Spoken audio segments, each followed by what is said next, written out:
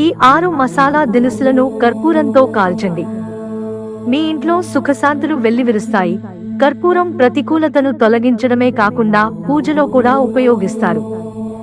సాయంత్రం పూట కర్పూరాన్ని వెలిగించి దాని పొగను ఇంట్లో పీల్చడం వల్ల గ్రహదోషాలు కూడా తొలగిపోతాయని నమ్మకం. కర్పూరంతో బే ఆకులను కాల్చండి. కర్పూరంతో బే ఆకులను కాల్చడం శుభప్రదమని భావిస్తారు. ఆకులను, కర్పూరాన్ని ఇంట్లో కాల్చడం వల్ల రాహువు దుష్ప్రభావాలు తగ్గుతాయి. కర్పూరంతో దాల్చిన చెక్కను కర్పూరంతో కాల్చడం వల్ల శుక్రుడు, కుజుడు శుభాలు కలిగిస్తారట. మీ పనిలో ఆటంకాలు తొలగిపోతాయి. కర్పూరంతో యాలకులు, పెద్ద ఏలకులను కర్పూరంతో కాల్చడం వల్ల ఇంట్లో ప్రతికూలత తొలగిపోతుంది. చిన్న ఏలకులను కాల్చడం వల్ల బుధ గ్రహం బలపడుతుంది.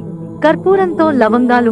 జ్యోతిష శాస్త్రంలో కర్పూరంతో లవంగాలను కాల్చడం చాలా ప్రభావవంతంగా పరిగణించబడుతుంది. లవంగాలు, కర్పూరం కలిపి కాలిస్తే ఇంట్లోని దోషాలు తొలగిపోతాయి. నల్ల మిరియాలు కర్పూరంతో కూడా కాల్చవచ్చు. శనిదేవుడు ఇలా నల్ల మిరియాలు కర్పూరంతో కాల్చడం వల్ల అనుగ్రహిస్తాడు. ఇల్లు పురోగమిస్తుంది. కర్పూరంతో ఆవాలు కాల్చండి. పసుపు లేదా నల్ల ఆవాలు కూడా కర్పూరంతో పాటు కాల్చాలి. ఇలా చేయడం వల్ల చెడు కన్ను ఇంట్లోకి ప్రవేశించదు మరియు ఇల్లు సురక్షితంగా ఉంటుంది. మిత్రులారా, మాకు మీ సహకారం అందించడానికి వీడియోను లైక్ చేయండి, సబ్స్క్రైబ్ చేసుకోవడం మర్చిపోకండి. ధన్యవాదాలు.